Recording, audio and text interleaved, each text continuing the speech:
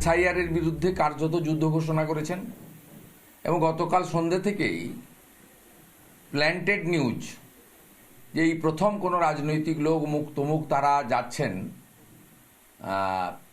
তিনি একদম স্বাধীনতার পরে এই প্রথম বা সুপ্রিম কোর্ট তৈরি হওয়ার পরে এই প্রথম কোনো রাজনৈতিক ব্যক্তিত্ব যাচ্ছেন ইত্যাদি হবে, কাল বড় কিছু ঘটবে, একদম বিরাট কিছু একটা বড় বিস্ফোরণের অপেক্ষায় পশ্চিমবঙ্গ ছিল, ভারতবর্ষ ছিল। এবং আমরা দেখলাম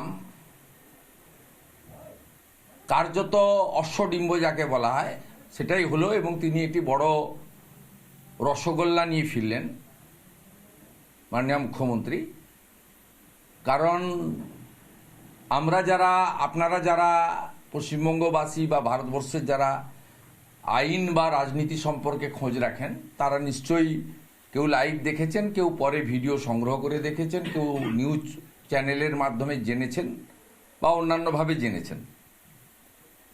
তাতে মুখ্যমন্ত্রী আজকে নিজে সওয়াল করেননি, তার পক্ষে লয়ার ছিলেন শ্যাম দেওয়ান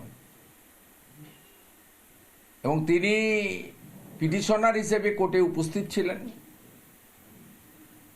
তিনি একাধিকবার বলেছেন বা বলার চেষ্টা করেছেন, কিন্তু মহামান্য সুপ্রিম কোর্টের প্রধান বিচারপতি সহ তিনজন সম্মানীয় রেসপেক্টেড জাজেস তারা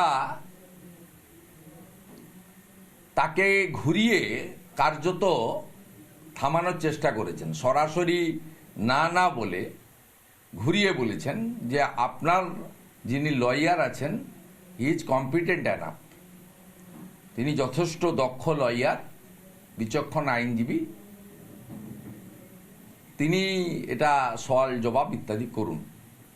তারপরেও স্বভাবসিদ্ধ ভঙ্গিতে মুখ্যমন্ত্রী মাঝে মাঝে টিকা টিপ্পণী করেছেন, সবাই দেখেছেন এবং আনফর্চুনেট বাংলা মাধ্যম থেকে গেছেন, সব ইংরেজিটা যে ঠিকঠাক করে বলবেন তা নয়, উনার অনুবাদক নিয়ে যাওয়া উচিত ছিল। উনি যেভাবে ভুলভাল ইংরেজি এবং শব্দ উচ্চারণ করছিলেন পাশ থেকে মাননীয় আইনজীবী তথা সাংসদ সেটাকে, কল্যাণ ব্যানার্জি সেটাকে সংশোধন করছিলেন। এটা পশ্চিমবঙ্গের মুখ্যমন্ত্রীর ক্ষেত্রে, পশ্চিমবঙ্গের মতো রাজ্য যেখানে শিক্ষা, মেধা ইত্যাদির ক্ষেত্রে অনেকটা রিচ হিউম্যান রিসোর্স আছে, এটা আমাদের পশ্চিমবঙ্গবাসী হিসেবে আমাদের লজ্জা লেগেছে। বাংলায় বলতে পারতেন, অনুবাদক রাখতে পারতেন, সেগুলোও নিশ্চয়ই সুপ্রিম কোর্টকে পিটিশন করলে অ্যালাউ করতো। তা প্রত্যেকেরই লিমিটেশন থাকে, কিন্তু এটা আমরা দেখেছি। নানা ধরনের কন্টেন্ট দেখার জন্য লাইক করুন, শেয়ার করুন আমাদের ফেসবুক পেজ, সাবস্ক্রাইব করুন আমাদের ইউটিউব চ্যানেল। পাশাপাশি অন্যান্য ব্রেকিং নিউজের জন্য অবশ্যই চোখ রাখুন রিপাবলিক বাংলায়।